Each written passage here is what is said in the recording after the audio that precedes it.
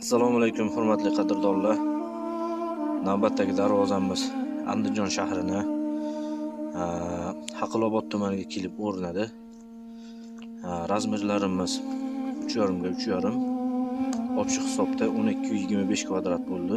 Devalari lazer yordamida gul tushirilgan, havola aylanib turishligi uchun sirkulyatsiya qovurg'ali fason deyiladi. O'rtalari mana bunaqa sho'rshaviy listlar bilan qoplangan, shumkali bo'lgan. Ikki yondorlari shviller 12 li shvillerda bo'lgan, tagi, yoni, tepasi, tahiyalari 8 ga 12 profilda bo'lgan.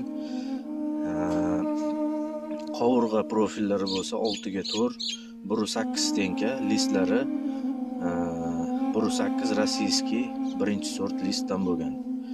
Kimga ma'qul kelib yoqqan bo'lsa, aloqaga chiqishinglar mumkin. E'tiboringlar uchun katta rahmat. Zamoglari Zuber zamok o'rnagan, 5 ta kaliti bilan jihozlangan, zapas kalitlari. Orqasi mana ko'rishinglar mumkin, sentralniy zamok.